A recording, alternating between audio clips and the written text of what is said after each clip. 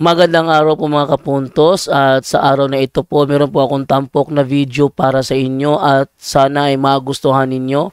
Kaya sa mga bago pa po sa aming channel, please po don't forget to hit the subscribe button at ang notification bell para maging notified kayo sa bawat video na ilalabas ko sa channel na ito. At bilang kahilingan po ng punto por punto team at naway maintindihan po ninyo, sana po wag nyo pong i-skip yung mga ads sa aming mga video. Sa maliit na bagay na po na yan, malaking tulong po yan sa ating programa at sa ating ministry. Sana po maunawaan po ninyo. Maraming salamat po, kaya wag na po natin patagalin. Simulan na po natin.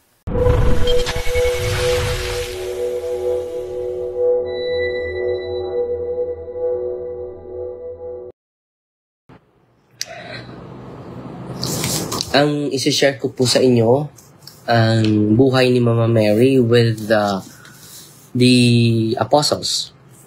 Dahil close na close po ang mga apostoles. So may specific devotion na pala sila. Ito po yung nakikita nato sa aklat na ito. Even the apostles, Saint James, may specific devotion na sa ating mahal na Birhen. So ito yung ating pagninilayan ngayon, mga kapatid. So greetings muna tayo sa mga malugod nating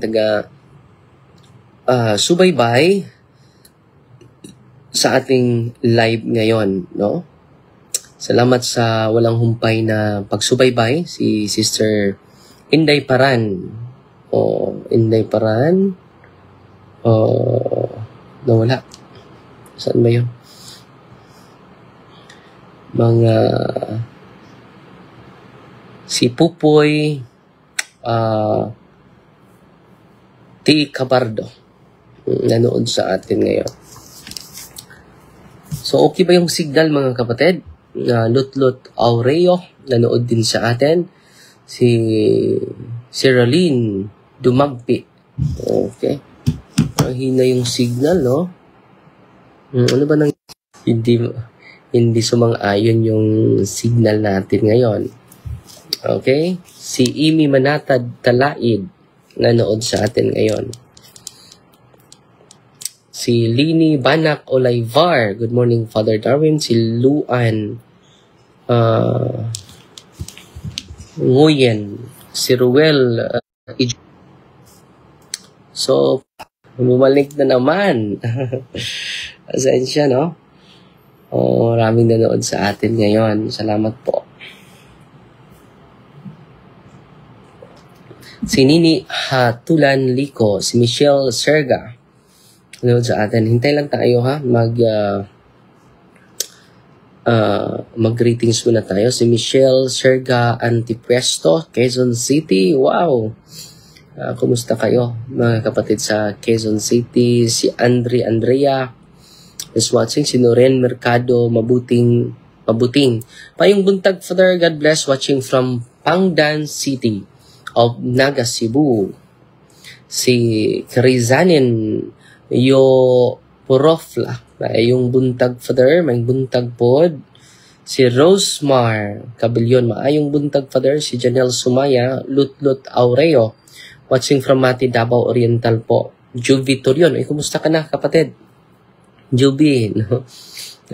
Parang blooming na blooming ka ngayon, ha? Salamat sa Diyos. Regards mo ako sa asawa mo. Si Ani Refugio Estacion. Si Sofia Tapon Maragenot. Ngayong buntag, Father, shout out from Tagbilaran. Kumusta? Siyudad sa Tagbilaran, the city of friendship, mga igsoon. Si Liza Cabel, good morning, Father.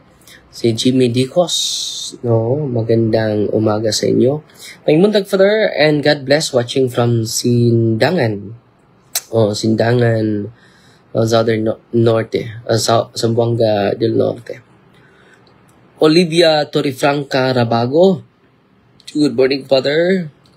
Si Janelle Sumaya, pa-shout Sorry, shout out. Fans from Binaunguan Lourdes Shrine. Salamat po. Sister Janine. Sister Gladys. Santillan Pinili. May padala sa atin na, wow, 100 stars. Salamat po. Si Jean Marget Panyares, Conde. Good morning, Father. Watching from Santa Rosa, Olango Island, Lapu-Lapu City. Oy, kumusta? Si Yok Inke Romero is watching. Si Sofia Tapon, shout out, Father. Maraginot.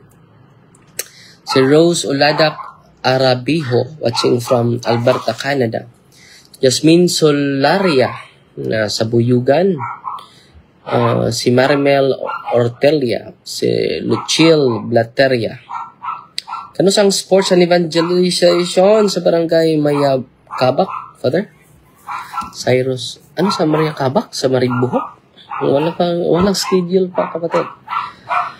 Okay, si Marisa Sokenio is watching. Si Michael Ram Pachico. God bless you, Father. From Opol, Misamis Oriental. Arlene Pipito Noval, hello, Father. Good morning. Mayong buntagsan. So ngayon, magsimula na ako sa buhay ni Mama Mary, no?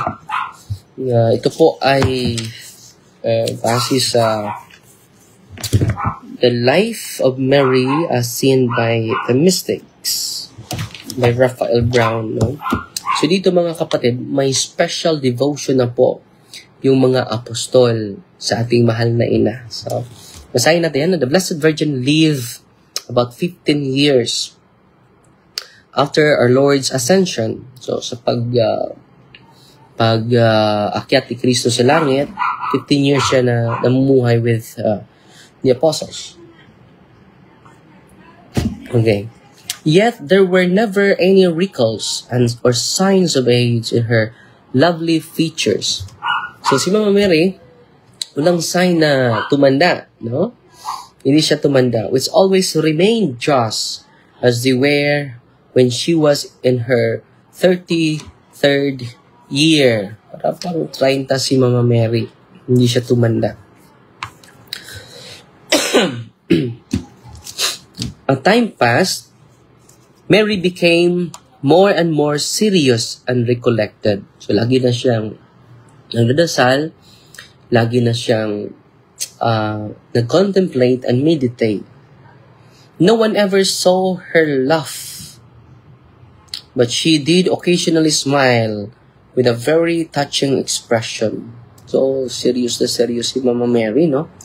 But she did occasionally smile. So, nag-smile lang siya with a very touching expression. She became quite thin and pale, but she slept very little. So, malit yung oras na sa pagtulog niya, no? Often only half an hour, and she ate only very light meals consisting usually of nothing but plain bread and sometimes a little fish. Grabe yung fasting ni Mama Mary, no? No. Dito sa account ni Saint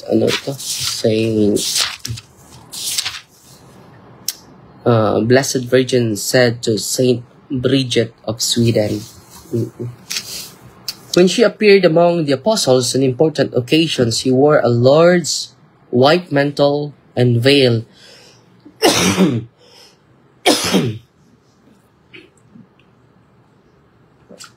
Excuse me, mga kapatid, ha? So, dito po yung ubo natin. So, occasionally, magpakita siya sa gathering sa mga apostles. With mantle and veil and a long sky blue scarf ornamented with embroidery. Usually, she wore a simple white robe, but she put on a black veil whenever she went along the sorrowful way of the cross in Jerusalem, for she regularly made devout pilgrimage to all the places which her divine Son had made holy by his suffering during his passion. So kung madaanan nyo yung mga sa Gethsemane, sa Golgotha, sa lugar nila ni Pilato, Sumagsuot siya ng maitim na veil. So palagi siyang nag-contemplate at inaalay niya ito yung sa Panginoon.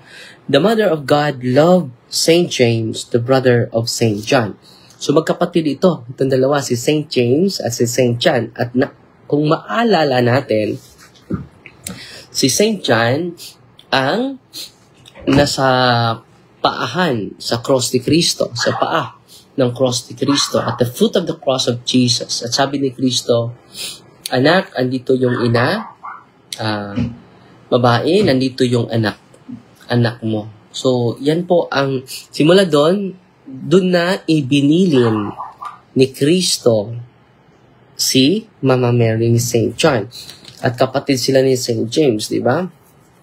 Mother of God loved Saint James, the brother of Saint John, with a special tenderness because of his extraordinary generosity and fervor, which made him the first of the 12 apostles to set out on an extended missionary journey and the first to suffer martyrdom. So ito, siya yung first martyr sa mga apostol, si Saint James.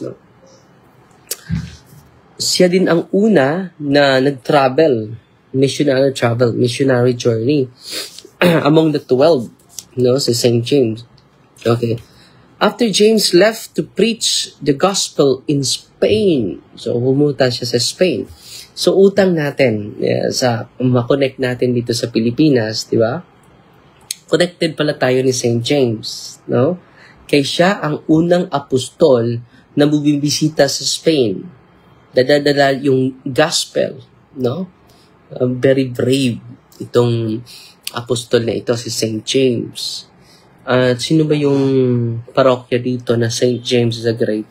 Sa Batuan, sa diocese natin, diocese of Tagbilaran. Batuan lang yung nalalaman ko na parokya. Saint James, no, the Great. Siya pala yung unang martir among the 12 apostles. At siya din ang una na nagsagawa ng missionary journey.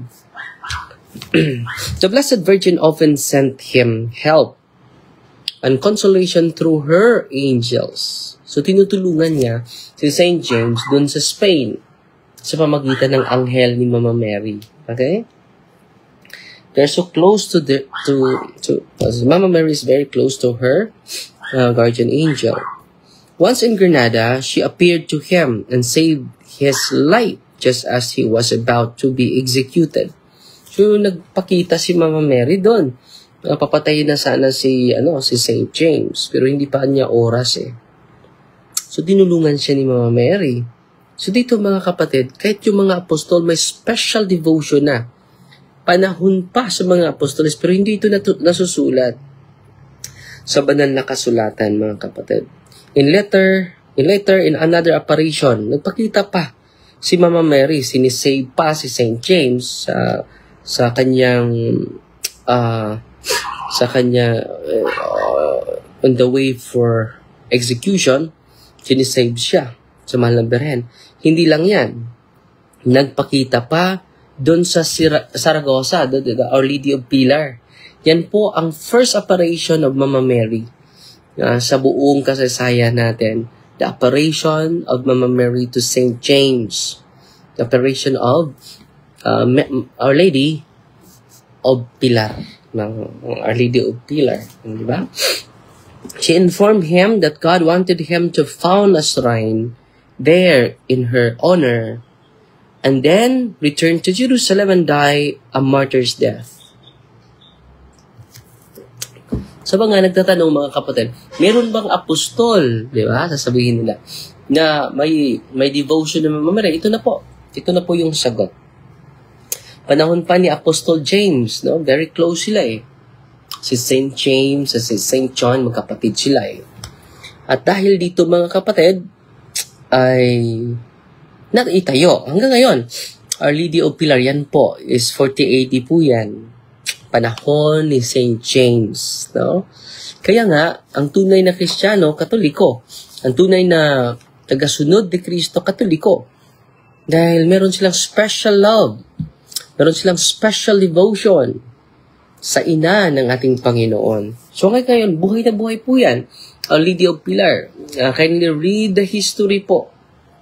No?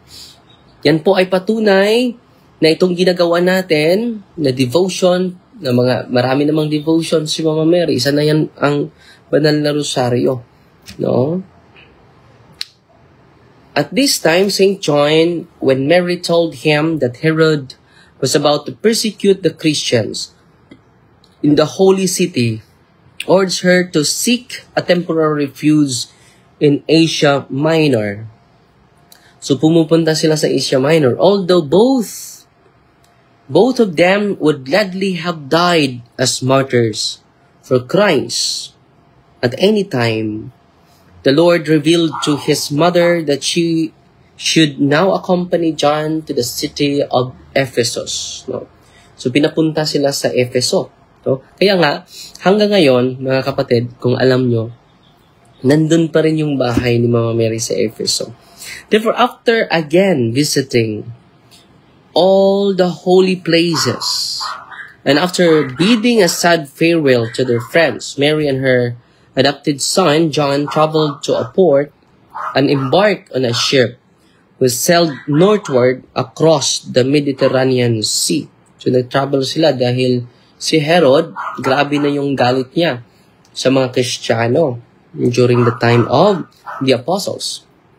And the Mother of God, during her first trip on the water, the Mother of God prayed that the Lord might protect all ocean travelers who would ask for her intercession. And she gave her blessing to the fishes in the sea. In Ephesus, John and Mary settled in an isolated home of some poor women, where the Mother of God spent many hours praying fervently for the Christians who were suffering the cruel persecution of Herod in the Holy Land. So ngayon din, ang mga Catholic, Chinese Catholic, Roman Catholic, they're now under persecution po sa pag-celebrate lang ng misa. So ipagdasal din natin ha, ngayon, very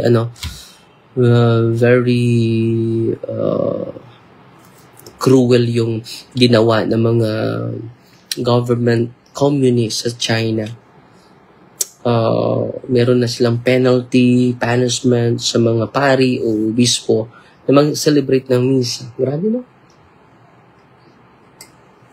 Let us pray for our brothers and sisters of the Catholic Church in China po. On his way back from Spain, St. James visited the Blessed Virgin to pay a homage, to pay visit to the Mother of God. No? She encouraged him to face bravely his approaching death in Jerusalem. So, binibigyan siya ng huwag kang matakot.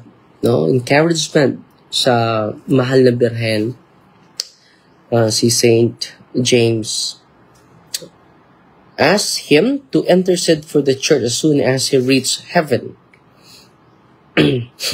After requesting her always to give Spain her special protection and to be with him at the end, James sorrowfully said a last farewell in this world to the mother of his Lord and to his brother John. Then he left for Jerusalem.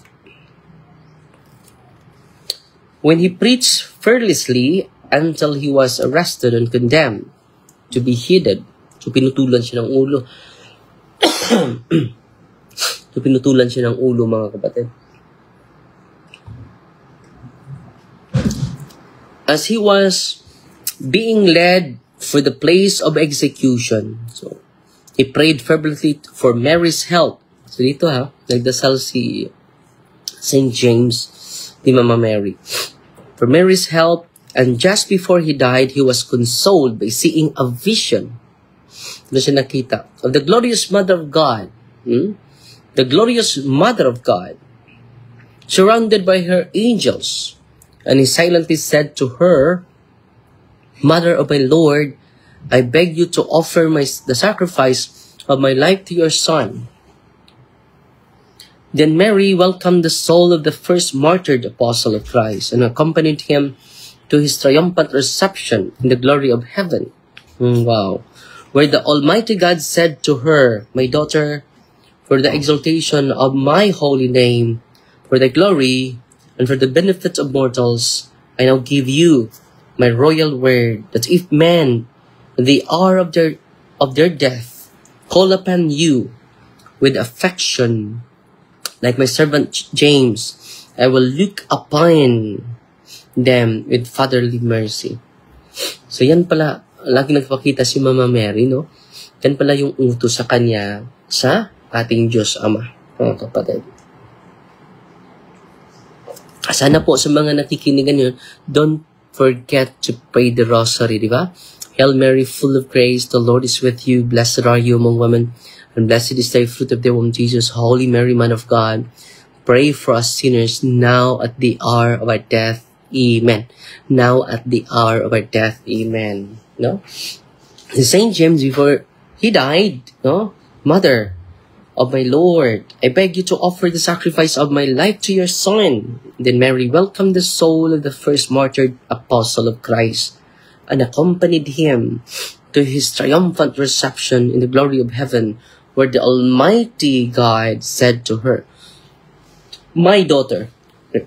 So ito yung sinasabi ng Diyos Ama, "My daughter," kay Mama Mary, "for the exaltation of my holy name," tignan ta, "my exaltation of my holy name, for the glory, for the benefit of mortals, I now give you my royal word, and if men at the hour of their death call upon you with affection, like my servant James, I will look upon them with fatherly mercy." So, ang ganda, no? So, dyan na-develop. Dyan po na-inspire yung devotion natin ni Mama Mary. So, meron bang apostol? Meron po. Meron po. Special devotion to Mama Mary. Okay? At pasalamat ako sa mga malugod nating star senders. Salamat po sa inyo, ha? Ang Diyos na po ang magsukli sa kabutihan ninyo. At kaabing Saturday po, may sports and evangelization po tayo. At sa mga gustong tumulong, pwede kayo magpadala sa ating GCash account. Nandyan po yan sa ating Facebook page, sa YouTube channel natin. Tinutulong din natin yan sa mga 17 seminarians at sa Catholic schools at sa mga evangelizers natin na wala ng trabaho po. Malaking tulong po yan, yung generosity, para magpatuloy yung mga Catholic faith defenders na wala ng enough na trabaho. Pero sa pamagitan nito ay gumagaan yung kanilang pag-evangelize with the help of financial support. Mga kapatid, salamat po sa inyo po. Salamat po sa inyo.